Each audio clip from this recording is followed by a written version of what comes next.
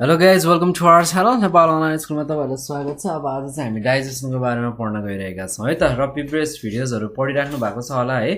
कस्तो लाग्यो please comment गर्नुस् है, फिडब्याक दिनुस्, केही नबुझेको छ भने भन्नुस् है।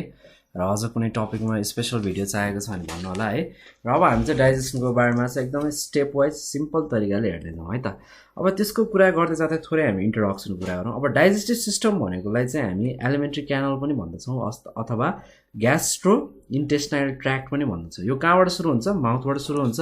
जहाँबाट फुड इन्टर हुन्छ र यो चाहिँ एनसमा इन्ड हुन्छ, जहाँबाट चाहिँ सोलिड वेस्ट मेटेरियल्सहरू बडीले लिभ गर्दछ है। र यसको प्राइमेरी फङ्सन अफ अर्गानिजमको कुरा गर्नुपर्दाखेरि डाइजेस्टिभ सिस्टमलाई चाहिँ तीनटा फोल्डमा डिभाइड गरेको छ, जस्तै कि फर्स्ट, सेकेन्ड, थर्ड भनेर है। फर्स्टमा के हुन्छ? कम्प्लेक्स फुड मेटेरियल्सहरू लिन्छ माउथबाट है, र यो चाहिँ डाइजेस्टेड हुँदै आउँछ र यो चाहिँ ब्रोकन डाउन हुन्छ मेकानिकल्ली र केमिकल्ली र यो चाहिँ पछि चाहिँ एब्जर्बल फर्ममा जान्छ हैन त। र यो ट्राभल हुँदै जान्छ कहाँबाट? ग्यास्ट्रो इन्टेस्टाइन ट्र्याक्टबाट। त्यसपछि त्यो डाइजेस्टिभ इन्जाइम्सहरू के हुन्छ अथवा त्यो सब्सटेन्सहरू छ नि, त्यो चाहिँ स्पिड अप हुँदै आउँछ केमिकल रियाक्सनबाट। त्यसको मद्दतले त्यो ब्रेकडाउन हुन्छ अथवा ब्रेकडाउनको मतलब डाइजेसन हुन्छ र कम्प्लेक्स न्युट्रिसनहरू चाहिँ त्यस्तो चाहिँ ब्रेकडाउन हुँदै आउने हो। त्यसरी कम्प्लेक्स कार्बोहाइड्रेटहरू पनि डाइजेस्ट हुँदै आउँछ सिम्पल सुगरको रूपमा, जस्तै कि ग्लुकोजहरूको रूपमा है। त्यसै गरी कम्प्लेक्स प्रोटिनहरू रिड्युस हुँदै सिम्पलर एमिनो एसिड्सहरूमा आउँछ। त्यसै गरी लार्ज फ्याट मोलिकुल्सहरू ब्रेकडाउन हुँदै फ्याटी एसिड्स र ग्लिसरको रूपमा आउँदै जान्छ है फर्स्ट फेजमा। त्यसै गरी सेकेन्ड फेजमा कुरा गर्नु पर्दाखेरि सबै डाइजेस्टिभ फुड्सहरू चाहिँ के हुन्छ? एब्जर्ब हुन थाल्छ फुड स्ट्रिममा है। त्यसपछि यो चाहिँ त्यो स्मल इन्टेस्टाइनबाट चाहिँ पास हुँदै जान थाल्छ है, pass through the wall of small intestine भन्न सक्छौँ। अब यो वेमा चाहिँ के हुने भयो भन्दाखेरि सिम्पल फुडहरूले चाहिँ के क्यारी सिम्पल फुडहरू चाहिँ एउटा के हो? क्यारी भइरहेको हुन्छ टिस्युमा, र जहाँ चाहिँ के हुन्छ? अक्सिडाइज हुन्छ र रिलिज हुन थाल्छ इनर्जी है त। र एमिनो एसिडलाई चाहिँ के को रूपमा पनि युज हुन्छ भन्दाखेरि ग्रोथ अथवा डेभलपमेन्ट अफ सेलको रूपमा पनि युज हुन्छ। त्यसै गरी फ्याटी एसिड्सहरू ट्राइग्लिसराइड्सहरू पनि युज हुन्छ एब्जर्बको रूपमा थ्रु वाल अथवा स्मल इन्टेस्टाइनको रूपमा है। यस्तै कुराहरू हुने हो। त्यसै गरी थर्ड फङ्सनमा के हुन्छ भन्दाखेरि डाइजेस्टिभ सिस्टम के हुन्छ? इज टु एलिमिनेट्स हुँदै आउँछ। त्यसै गरी सोलिड अनडाइजेस्टेड वेस्टहरू पनि त्यहाँ रहेको हुन्छ, त्यो चाहिँ एब्जर्ब हुन सक्दैन ब्लड स्ट्रिममा। र यो सोलिड वेस्टेजहरू चाहिँ जसलाई चाहिँ हामी फ्यासियस भन्छौँ, यो चाहिँ के हुन थाल्छ भन्दाखेरि कन्सन्ट्रेटेड हुन थाल्छ लार्ज इन्टेस्टाइनमा, र फाइनली चाहिँ यो पास आउट हुन थाल्छ थ्रु एनस है त। यति कुरा हामीले बुझ्यौँ है त। र यसको एक्टिभिटीको कुरा गरौँ डाइजेस्टिभ सिस्टमको है। यसलाई चाहिँ पाँचवटा मेन हेडिङमा डाइजेस्ट गरेको छ, जस्तै कि इन्जेक्सन, प्रोपल्सन होइन, डाइजेसन, एब्जर्प्सन, इलिमिनेसन भन्दै पाँचवटा क्याटेगोरीमा चाहिँ डिभाइड गरिएको छ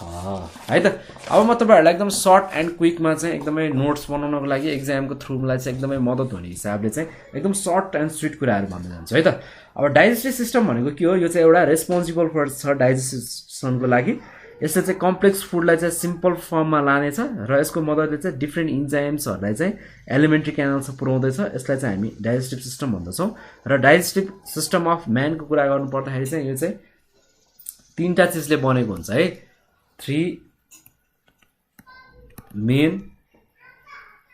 तीनटा मेन कुराहरू चाहिँ कन्सिस्ट रहेको हुन्छ। फर्स्टमा चाहिँ एलिमेन्ट्री क्यानल रहेको हुन्छ,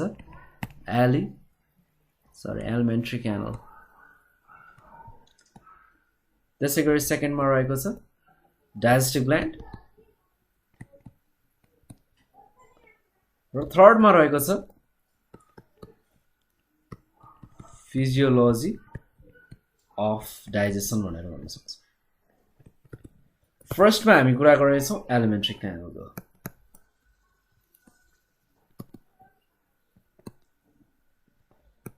एलिमेन्ट्रीको क्यानलको कुरा गर्दै आउँदाखेरि यसो कस्तो हुन्छ भने यो चाहिँ हलो टाइपको सिलिन्ड्रिकल इलोङ्गेटेड मस्कुलर ट्युब हो है। यो चाहिँ कहाँसम्म एक्सटेन्ड भएको हुन्छ त फैलिएको हुन्छ भन्दाखेरि माउथदेखि यो चाहिँ एनससम्म टर्मिनेट भएको हुन्छ है। त्यो भएर चाहिँ यसलाई चाहिँ एलिमेन्ट्रीली मान्छेको एलिमेन्ट्री क्यानल चाहिँ एकदमै कम्प्लिट छ भनेर भनिन्छ है। र त्यो एलिमेन्ट्री क्यानलभित्र के कुराहरू पर्दछ भन्ने कुराहरू है त। फर्स्टमा पर्ने भयो अभियसली स्टार्टिङ फेज भनेको माउथबाट स्टार्ट हुने भएपछि माउथ पर्यो। त्यसैगरी सेकेन्डमा त्यो पढ्ने भयो बक्कल क्याभिटी भन्छ त्यसलाई हामी कति कुराहरू हामीले जुनियर लेभलमा +1 मा अथवा 11 मा पढेको कुराहरू नै हामीले फ्रगमा पढेका छौं धेरै कुराहरू है त्यसैगरी त्यस्तै कुराहरू आउने हो फ्यारिङ्स त्यसैगरी 4th मा पर्दछ ओसोफेगस हामीले फ्रग पनि पढेका थियौं त्यसैगरी 5 मा स्टोमक है त्यसैगरी 6 मा आउँछ के आउँछ स्मल इन्टेस्टाइनहरु आउँछ स्मल इन्टेस्टाइन पछि अब्भियसली लार्ज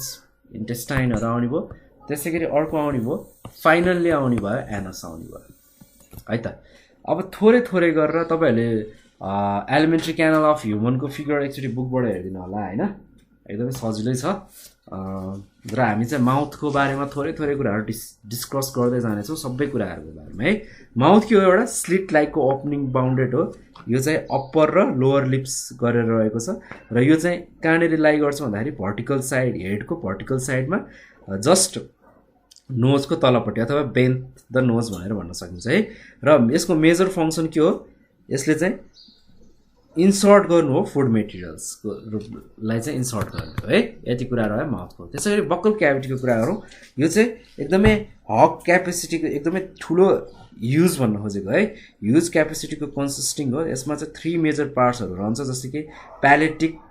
टिथ र टङ्स भनेर तीनटा कुरा राख्छ अब प्यालेटिट भनेको चाहिँ यो चाहिँ रूफ हो है रूफ फर्म्स हो माउथ क्याभिटीको र एन्टेरियर रिजन अफ प्यालेट चाहिँ एकदमै हार्ड रफ छ भने यसमा चाहिँ धेरैवटा मस्कुलर फोल्ड्सहरु रहेको हुन्छ जसलाई चाहिँ हामी रज भनेर नि भन्दछौं है र यसले चाहिँ फुडहरुलाई होल्ड्स गर्छ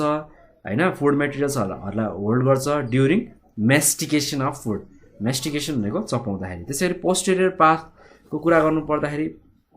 प्यालेटको यो चाहिँ एकदम सफ्ट र स्मुथ छ जसलाई चाहिँ हामी सफ्ट प्यालेट पनि भन्दछौं र पोस्टेरियर पार्ट चाहिँ सफ्ट किन हुन्छ भन्दाखेरि यसमा चाहिँ मस्कुलरहरु फ्ल्याट जस्तो स्ट्रक्चरमा रहेको हुन्छ है र यसको मेजर फंक्सन भनेको चाहिँ युब्लाककोलाई चाहिँ प्रिभेन्ट गर्ने हो र इन्ट्रान्स अफ फुडलाई चाहिँ इनसाइड द नसल च्याम्बरमा पुर्याउने हो है र सेकेन्डमा हामी कुरा गरौँ दाँतको कुरा गर्नु पर्दाखेरि ह्युमनको टिथ कस्तो छ हेटेरोडोन्ट छ डाइप्रोडोन्ट र थियोडोन्ट छ है र यसको चाहिँ 4 वटा टाइप्स अफ टिथ छ तिनीहरुको नम्बर स्ट्रक्चरको र फंक्सनको आधारमा फर्स्टमा इन्सोमर्स आउँछ क्यानिन्स आउँछ प्रिमोलार्स आउँछ मोलार आउँछ र इन्सोनियन्स आउँछ है सरी मोलार्स गरेर 4 वटा कुराहरु आउँछ अब इन्सोरियर्स भनेको चाहिँ के हो अब यसको स्ट्रक्चरको कुरा गर्नु पर्दाखेरि यसको एजहरु एकदम शार्प हुन्छ फ्रन्ट टिथहरु हैन यसको चाहिँ सिंगल रुटहरु हुन्छ फंक्सन भनेको फुडलाई कट गर्नु हो है एकचोटी फिगर बुकबाट हेर्दिनु होला तपाईहरुलाई मैले फिगर त देखाउन मिलेन है अब गुगलबाट लिएर आएको भए म तपाईलाई देखाइदिन्थे एकचोटी अब त्यसैगरी क्यानिन्सको कुरा आउँछ क्यानिन्सको नम्बर 4 रहेको छ यसको स्ट्रक्चर चाहिँ पोइन्टेड एज हो यसको पनि सिंगल रुट्स रहेको छ है यसको फंक्सन भनेको यसलाई प्रिसियरिङ र टियरिङ गर्ने हो जस्तो कि फ्लेशलाई है त्यसैगरी भ्यास्टिकल गर्ने हो भ्यास्टिकल हुन्छ म्यानको केसमा है त्यसैगरी फिगरहरु हेर्नु होला त्यसैगरी प्रिमोलारको कुरा गर्नु पर्दा यसको चाहिँ नम्बर 8 रहेको छ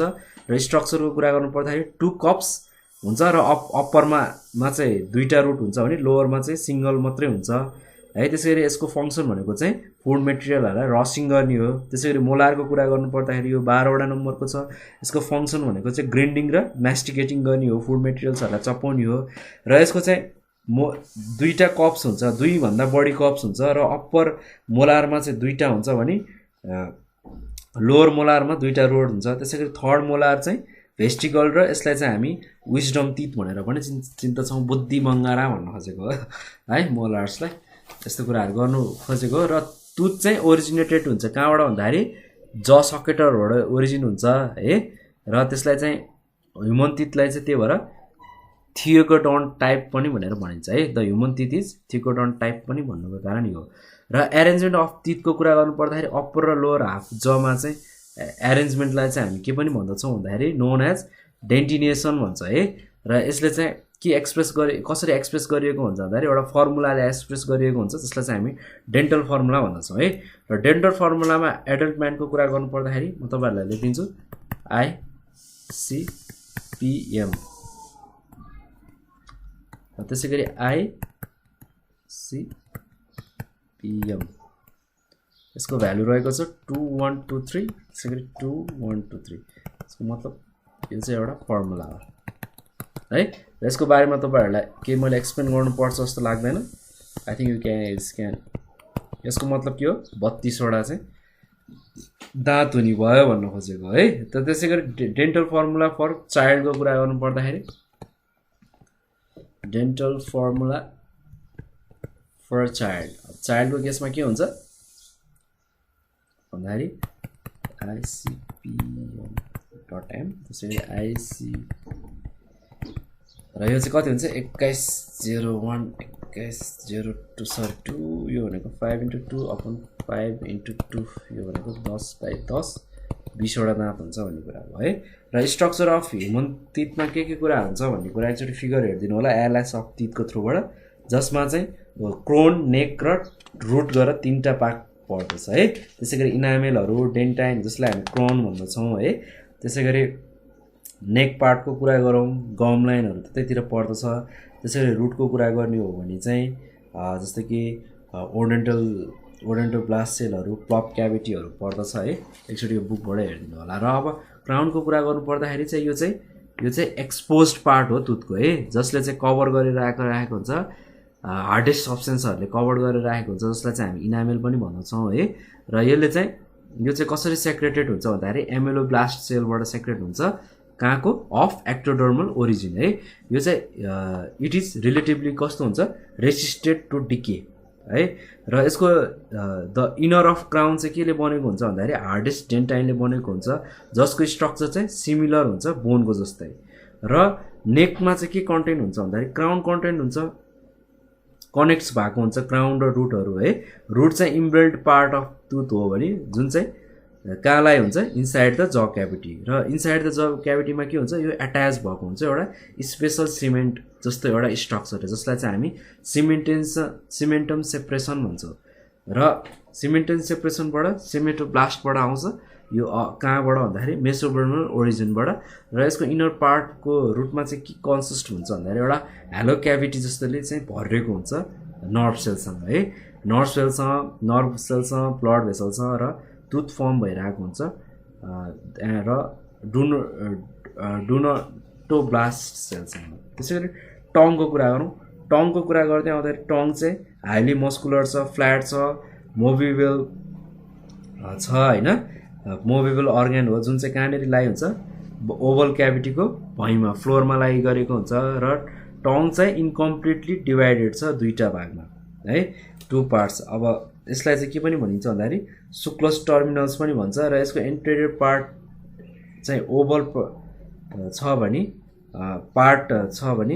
टङको भने पोस्टेरियर पार्ट चाहिँ फ्यारेन्जियल पार्ट अफ टङ रहेको छ त्यसैगरी स्पेशल लिगामेन्ट्स कनेक्ट भएको हुन्छ डोर्सल पार्टको टङमा हैन र लोअर पार्टमा चाहिँ फ्यारेन्ज हुन्छ जसलाई चाहिँ हामी फ्रिनुलस पनि भन्छौं र डोर्सल पार्ट अफ टङमा चाहिँ के कन्सिस्ट हुन्छ भन्दाखेरि तीनटा मेजर टाइप्सहरु पर्दछ